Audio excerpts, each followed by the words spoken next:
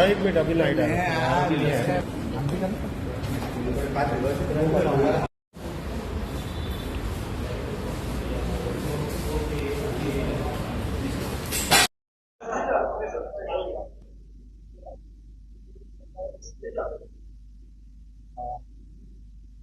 सूरत शहर में माननीय एचएम सर, डीजी सर और सीपी सर इनके निर्देशन से जो फर्जी डॉक्टर हैं जो बिना डिग्री के या गलत डिग्री के साथ में प्रैक्टिस करते हैं, उनके लिए इंफॉर्मेशन मिला कि पांडेसरा पुलिस स्टेशन विस्तार में 3 डॉक्टर के बारे में इंफॉर्मेशन मिला कि वो उनकी डिग्री फर्जी है और यहाँ पे वो एलोपैथिक दवाओं की प्रैक्टिस कर रहे हैं।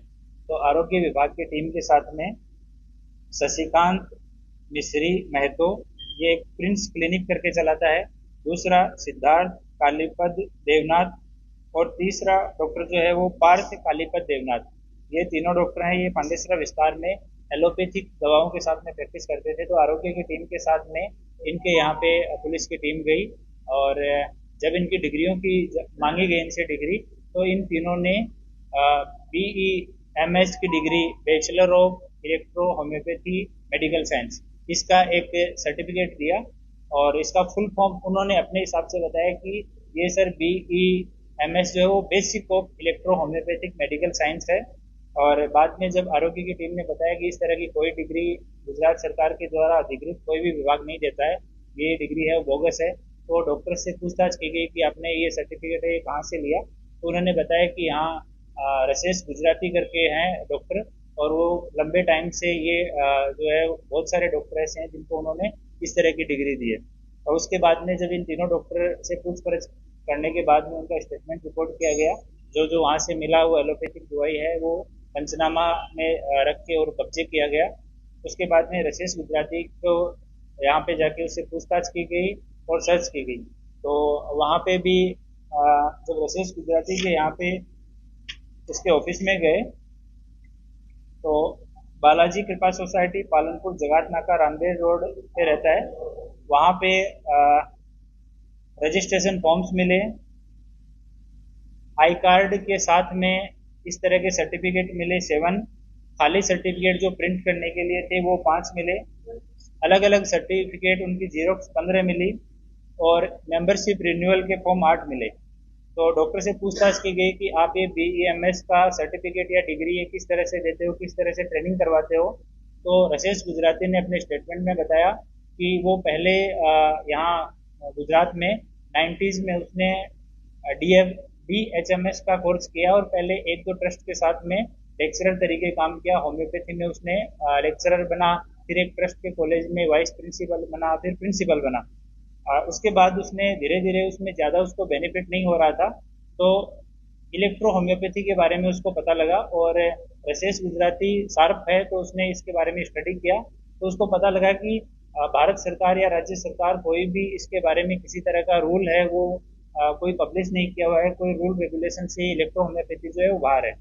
तो इसने एक अहमदाबाद के डॉक्टर हैं BK रावत, उनके संपर्क में आया ये, फिर इन दोनों ने मिलके पहला जो इनिशियल कुछ लड़कों को 5-7 लड़कों को जिसका नाम इनको भी नहीं पता है, उनको प्रॉपर तरीके से इलेक्ट्रो होम्योपैथी के बारे में बताया।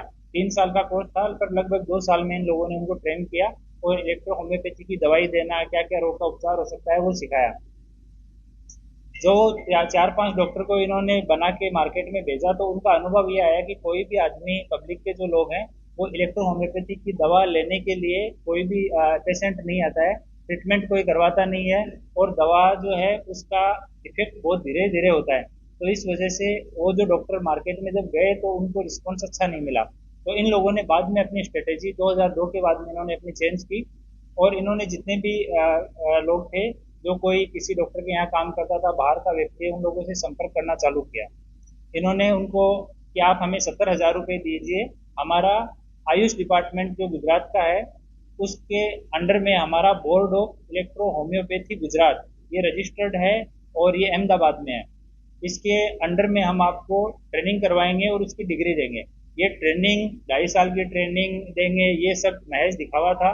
इनके पास कोई इंफ्रास्ट्रक्चर नहीं है ट्रेनिंग देने का, सूरत में भी नहीं है, अहमदाबाद में भी नहीं है।